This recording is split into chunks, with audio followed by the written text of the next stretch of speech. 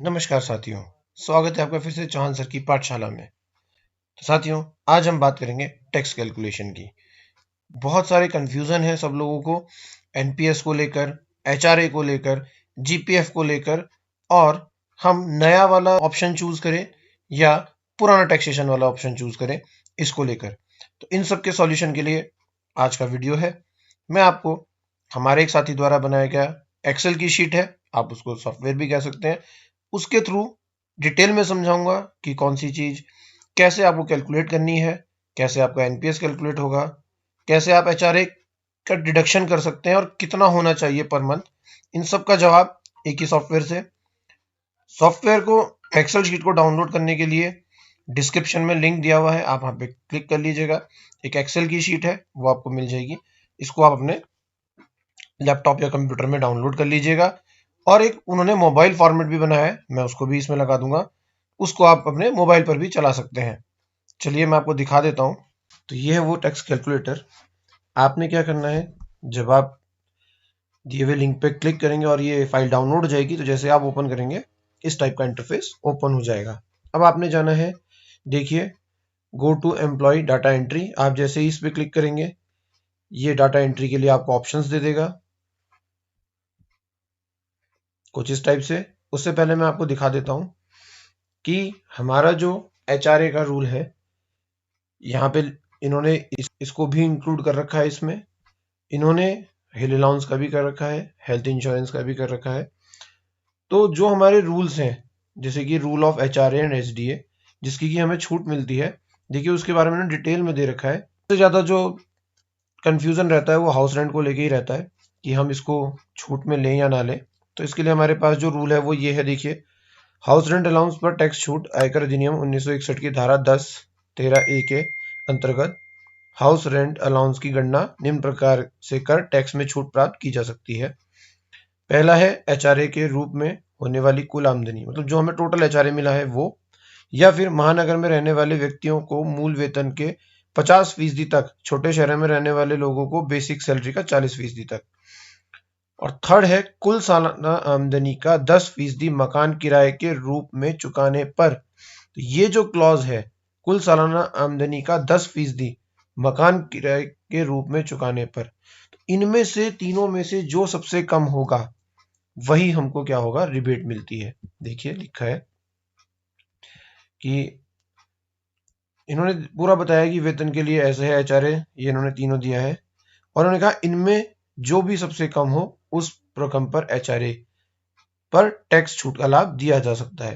तो इसको मैं अभी वहां पर जब फिल करूंगा मैं आपको बताऊंगा इसको कि कितना हमारा मंथली जो किराया है वो होना चाहिए, ताकि हम टैक्स की छूट को क्लेम कर पाए। तो आप इसको यहाँ से पढ़ लेंगे डिटेल में, ये भी आपको अवेलेबल मिलेगा। मैं इसको बैक कर लेता हूँ होम पेज पे, तो आप इनको पढ़ लीजिएगा। अब हम आते हैं डाटा एंट्री पर। यहाँ पर आप देखिए, यहाँ पर अपना नाम भरेंगे, यहाँ पर अपनी डेजिग्नेशन भर दीजिए, यहाँ पर अपना पैन कार्ड भरेंगे, यहाँ पर अपना स्कूल नेम या ऑफिस नेम जो भी होगा वो भरेंगे। इसके बाद सिलेक्ट नेचर ऑफ एम्प्लॉयमेंट। देखिए, क्योंकि जो हमारा एनपीएस है, अब हमारे पास रूलिंग आ चुकी है इस साल कि जो हमारा 14% है एनपीएस का गवर्नमेंट शेयर, वो पूरा का पूरा हमें टैक्स में रिबेटेबल है। तो क्योंकि इन्होंने सॉफ्टवेयर थोड़ा पहले बनाया था, तो अगर आप स्टेट गवर्नमेंट करते हैं तो 10% रिबेट दे रहा है, इसलिए आप यहाँ पर सेंट्रल गवर्नमेंट ही सेलेक्ट करें। यहाँ पर आप सेंट्रल गवर्नमेंट सेलेक्ट कर लीजिएगा। उसके बाद टाइप ऑफ एम्प्लॉय, अगर जीपीएफ वाले हैं तो जीपीएफ, और अगर सीपीएसएन वाले हैं तो सीपीएसएन। इसके बाद मेल फीमेल सेलेक्ट कर लीजिए। और ध्यान दीजिएगा, इसमें काफ़ी चीज़ें हैं सेलेक्ट करने के लिए, इसलिए इसको पूरा ही देखिएगा आप। सिलेक्ट योर स्टेट, मैंने यहाँ पे उत्तराखंड सेलेक्ट कर दिया है। सिलेक्ट योर डिस्ट्रिक्ट, डिस्ट्रिक्ट में हमारे पास उत्तरकाशी है। अब देखिए एचआरए कैटेगरी, इन्होंने उसका वहाँ पे रूल लगा रखा है, अगर आपको ना पता हो, जो कि मैंने आपको स्टार्टिंग में दिखाया था। तो वहाँ से आप अपनी एचआरए को क्लियर कर सकते हैं कौन सा है। हमारे लिए रूरल है, मैं इसको सिलेक्ट कर लेता हूँ। इसके बाद हिल अलाउंस, इसके लिए भी हमारी क्या है, हमारा हिल अलाउंस है, बॉर्डर अलाउंस नहीं मिलता हमें। इसके बाद डेट ऑफ इंक्रीमेंट आपको ये सिलेक्ट करनी है, जनवरी है जुलाई है।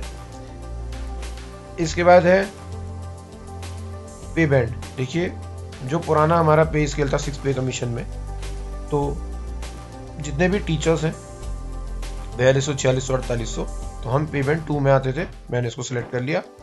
ग्रेड पे उसके अकॉर्डिंग जो हमारी थी, मेरा 4800 है, मैंने इसको सिलेक्ट कर लिया। अब हमें बेसिक पे, अब हमें चाहिए हमारे एनुअल स्टेटमेंट। तो आप इसको IFMS के थ्रू निकाल सकते हैं अपनी एनुअल स्टेटमेंट, और उसको देख के यहाँ पर डाटा फिलअप कर सकते हैं। अगर आपको एनुअल स्टेटमेंट ना निकालना आ रहा हो तो आप ऊपर आई बटन पे क्लिक कीजिए, आपको एनुअल स्टेटमेंट निकालने का तरीका उस वीडियो में मिल जाएगा। तो वहां से अपनी एनुअल स्टेटमेंट निकाल लीजिए और वहां से अपना बेसिक पे एज ऑन मार्च 21 ये देखना है आपको कि आपका मार्च 2021 में कितना बेसिक पे था। तो देखिए ये मेरी एनुअल स्टेटमेंट है। मेरा जो बेसिक था वो था 58,600। मैं उसको यहाँ पर भर देता हूँ। मैं इसको यहाँ पर सेलेक्ट करता हूँ।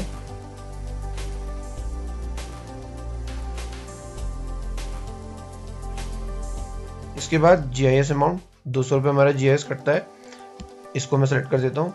इसके बाद NPS डिडक्शन, यस। जो पुराने GPF वाले साथी हैं वो यहाँ पर नो कर दें, क्योंकि NPS का अकाउंट आप अलग से भी खोल सकते हैं, इसलिए ऑप्शन है। आप यहाँ पे यस और नो सेलेक्ट कर लीजिए। गवर्नमेंट कंट्रीब्यूशन को शो करना चाहते हैं नहीं, यस कर दीजिए, शो कर लीजिए, क्योंकि हमने सेंटर गवर्नमेंट ऊपर सेलेक्ट करा है। अगर आप सेंटर नहीं करते, स्टेट करते हैं, तो उसको नो कर दीजिए, अदरवाइज ये आपका 10% को डिडक्शन में लेगा। तो ये दोनों में से आप जो चाहें वो सेलेक्ट कर लीजिए। उसके बाद GPF डिडक्शन नहीं है हमारा, इनकम टैक्स हम कितना मंथली देते हैं, तो मैंने जैसे कि 2500 कटा रखा है, मैं सेलेक्ट कर लेता हूँ। आपने जो कटा रखा हो मंथली स्टेटमेंट के अकॉर्डिंग आप उसको यहाँ पे सिलेक्ट कर लीजिए। उसके बाद हमारा SGHS का पैसा भी कटता है, तो मैं इसको भी यस कर देता हूँ। और अगर जिनका नहीं कटता वो नो कर लीजिएगा। बोनस जितने भी 48 ग्रेड पे तक हैं उन सबको बोनस मिलता है, तो सेलेक्ट कर लीजिए। अगर आप इससे ऊपर है तो नो कर दीजिएगा।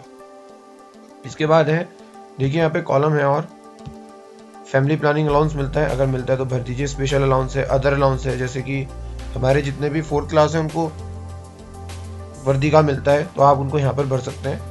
अगर कोई डिडक्शन है तो यहाँ पर भर दीजिए। एडवांस टैक्स दे रखा है उनको यहाँ पर भर दीजिए। इसके बाद जाइए, जो GPF वाले साथी हैं एक बार तो ऊपर अमाउंट भर देंगे, पर GPF चेंज भी होता है। अगर चेंज हो रहा है हर मंथ, जितने ही मंथ में, तो आप उनको भी यहाँ पर अलग सेलेक्ट करके भर दीजिए, ये ऑटोमेटिक उसको कैलकुलेट कर लेगा। उसके बाद इनकम टैक्स अगर आपने चेंज किया, जैसे मैंने मार्च में भर दिया था यहाँ पर 2500 रुपये, हो सकता है आप बीच में किसी मंथ में चेंज करें, तो आप उन चेंजेस को भी यहाँ पर भर सकते हैं। इसके बाद हम इधर आते हैं पेज पर। देखिए HRA का, हमारा जो HRA का डिडक्शन बैठता है, हम यहाँ पर फिलहाल जो नॉर्मली है वो मेरा एग्जम्प्टेड HRA, जो एग्जम्प्टेड अमाउंट है वो 0 है अकॉर्डिंग टू रूल।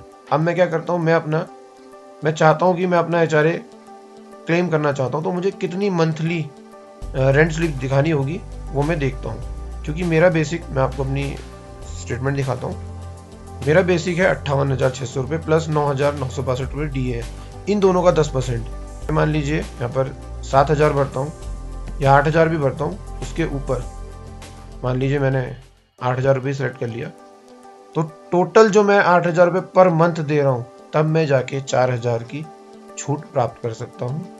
अगर मैं इसको 10,000 कर दूं, देखिए पर मंथ अगर मैं 10,000 रुपये का रेंट बता रहा हूँ, तब जाके इस 46,200 में से 28,000 रुपये का क्लेम बन रहा है।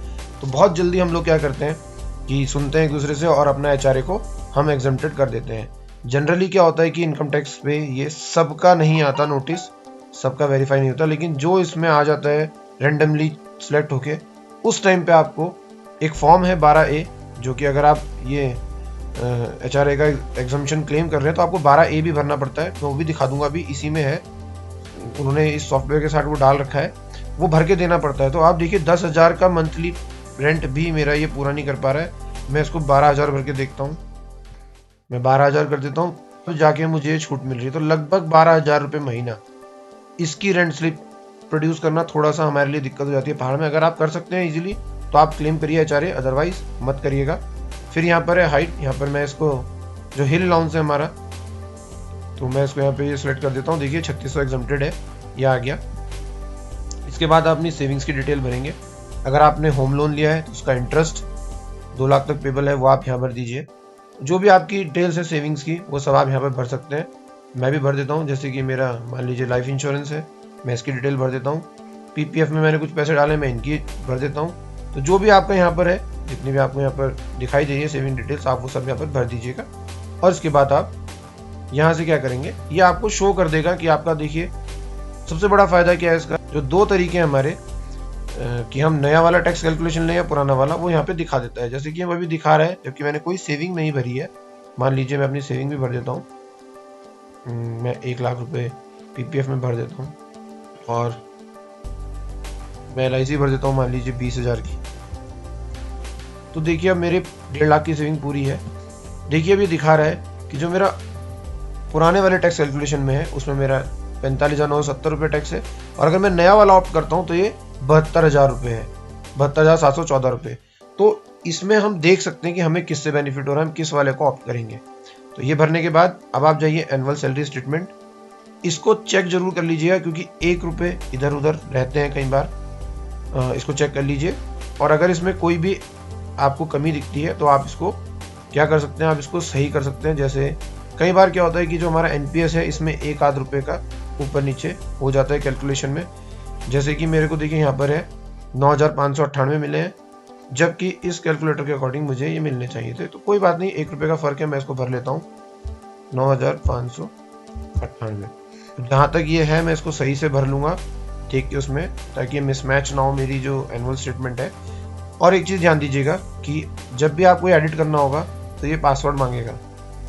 ये पासवर्ड आपको इन सर को मैसेज करके प्राप्त होगा। मैं ओपनली नहीं दिखाना चाह रहा हूँ क्योंकि उनका सॉफ्टवेयर है, उन्होंने अगर पासवर्ड लगाया तो कुछ सोच के लगाया होगा। तो आप इनको व्हाट्सएप पे मैसेज करके पासवर्ड प्राप्त कर सकते हैं। देखिए तो ये सब डिटेल्स करने के बाद आप अपनी एनुअल सैलरी स्टेटमेंट को मैच कर लेंगे इसके साथ। जो भी 1 रुपये का अगर फर्क था तो मैंने पूरा एग्जैक्ट कर लिया है इसको।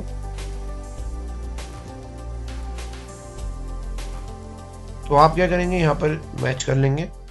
जब भी आपका एनुअल स्टेटमेंट एग्जैक्ट मैच हो जाएगा तो आप इसको प्रिंट आउट निकाल सकते हैं और ये आपको बता देगा कि आपका कितना टैक्स कट रहा है, कितना आपको और देना है। ये तो हुआ हमारा एनुअल स्टेटमेंट, जिसमें कि हमारी फरवरी तक की कैलकुलेशन होगी। यहाँ से आप बैक कीजिए और इसके बाद आप अपना हिंदी में या इंग्लिश में, जिसमें चाहे आप अपना नए और पुराने दोनों टैक्स कैलकुलेशन को निकाल के प्रिंट आउट कर सकते हैं। तो मैंने पुराने वाले में कर दिया, टैक्स बेनिफिशियल है, यहाँ पर देख लीजिए ये आ गया है। तो ये दिखा रहा है फर्स्ट हमारी बेसिक सैलरी जो हमारा ग्रॉस बना था वो, दूसरा जो हमें हाउस रेंट अलाउंस है, देखिए मैंने वहाँ पर भरा है तब मुझे 46,000 दिखा रहा है। मैं इसको जरा वापस करके 0 कर देता हूँ क्योंकि 11,000 की रेंट स्लिप प्रोड्यूस करना 12,000 की पॉसिबल नहीं है मेरे लिए। तो मैं इसको 0 कर देता हूँ वापस। तो अब देखते हैं, अब मेरा टैक्स बढ़ गया, देखिए 55,000 हो गया। यहाँ पर 10,93,120 में मेरी टोटल ग्रॉस दिखा रहा है। 36,000 मुझे हिल अलाउंस का एग्जम्प्टेड है, हाउस रेंट मैंने नहीं किया, और अगर है तो आप यहाँ पर उनको क्लेम कर सकते हैं। इसके बाद नेट सैलरी जो बनती है इसको माइनस करने के बाद वो ये है, 50,000 का स्टैंडर्ड डिडक्शन है, ये सबको मिलता है, ये हो गया। इसके बाद income chargeable under head salary, मतलब जो हमारा 50,000 डिडक्शन के बाद है वो ये है। इसके बाद हम अपनी कुछ और डिडक्शंस है, 80C और इनकम टैक्स वो भी घटाएंगे, सॉरी 80C, और जो हमारा हाउस लोन का इंटरेस्ट है उसको भी देखेंगे। तो देखिए इनकम फ्रॉम अदर सोर्सेज ये सब हमारी 0 है। अब हम क्या करते हैं, हाउस लोन इंटरेस्ट अगर होता तो यहाँ पे माइनस हो जाता, ये लेस होते हैं दोनों, तो नहीं है तो ये इतना ही रहेगा। ग्रॉस इनकम ये बन गई हमारी, तो ग्रॉस टोटल इनकम हमारी इसके बाद कैलकुलेट हो गई है। अब हम आते हैं 80C में। 80C में देखिए अब क्या है कि एनपीएस में मेरा जो ग्रॉस, मेरा शेयर जो था वो मुझे टैक्स में रिबेट देता है। एनपीएस के लिए रूलिंग ये है कि जो एनपीएस वाले हैं वो टोटल 2 लाख की सेविंग कर सकते हैं। कैसे, अब मैं आपको दिखा देता हूँ। जो हमारा एनपीएस का पैसा है वो 80CCD 1B में हम 50,000 की एडिशनल क्लेम देते हैं। तो फर्ज कीजिए मेरे पास जो यहाँ पर टोटल है वो है 90,773, ये मेरा जो है कंट्रीब्यूशन है एनपीएस में 90,423 रुपये। अब उसमें से 50,000 को मैं 80CCD 1B में यहाँ पर क्लेम कर देता हूँ। ध्यान दीजिएगा ये क्लॉज सिर्फ एनपीएस वालों के लिए है कि आप 80CCD 1B में 50,000 का क्लेम यहाँ पर बना देते हैं। उसके बाद जो बचा है उस बचे हुए अमाउंट को हम अपनी 80C में इंक्लूड कर सकते हैं। मतलब अगर मेरे पास 80,000 है तो मैं 50,000 को 80C से D1B में डालूंगा और बाकी बचे हुए 30,000 को अपनी 80C में लूंगा, क्योंकि मुझे 80C 1.5 लाख पूरी करनी है। बाकी मेरा GIS था, इंश्योरेंस था और PPF था, ये सब मिला के 1,63,000 हो रहा है, जिसमें से कि 80C में हमें 1.5 लाख की छूट मिलती है। तो इस चीज को थोड़ा क्लियर कर लीजिए कि आपका जो NPS का अमाउंट है उसको मिलाकर आप 2 लाख की टोटल सेविंग कर सकते हैं। इसके बाद जो हमारा मेडिकल क्लेम है अंडर सेक्शन 80D, ये हमारा क्या है 7,800 रुपए है, जो कि हमने पे किया है SGHS के रूप में, यानी कि हेल्थ कार्ड के रूप में। इसमें आप अगर कोई भी मेडिकल PD में हमारी आती है जिनका कि हमने भुगतान किया है, तो आप उनके यहाँ पर बिल वाउचर लगा इसको मिलाकर टोटल 25,000 का आप क्लेम ले सकते हैं। मतलब अगर आपने कोई ट्रीटमेंट कराया और उसके आपके पास कैश मेमो है दवाइयों के जो टेस्ट कराए हैं उनके, तो आप उनको यहाँ पर लगाकर टोटल 25,000 का क्लेम ले सकते हैं। सीवियर डिजीज है 80DD में मेडिकल ट्रीटमेंट और dependent who is a person of disability. अगर डिसेबिलिटी यानी कि कोई विकलांगता है तो उनके लिए 75,000 की सीमा है, 75,000 से 1,25,000 तक। दूसरा है कुछ स्पेसिफिक डिजीज है, अगर वो है उनका ट्रीटमेंट है तो 60 साल से कम वालों के लिए 40,000 है और सीनियर सिटीजन के लिए 1 लाख की छूट है। फिर उसके बाद हायर एजुकेशन लोन है तो वो भी डिबेटेबल है, उसका जो इंटरेस्ट है। तो जो भी ये चीज़ें आप इनको पढ़ लीजिएगा, जिसमें आपका क्लॉज बनता है आप फर्स्ट पेज पर डाटा एंट्री में जाकर भर दीजिए। इस तरीके से हमारी टैक्स कैलकुलेशन को कर देगा। तो हमारा जो टोटल पैसा उसमें से घटना था वो बना ये 3,34,812। उसके बाद जो मेरी टैक्सेबल फाइनली इनकम है वो है 7,04,708 रुपये। देखिए अगर ये 5 लाख से कम हो जाती तो आप नील पे जा सकते हैं, बिल्कुल ये रूल है कि इसमें रिबेट है under section 87A। If taxable income is less than 5 lakh rebate maximum 12,500, ये आपको मिलती है।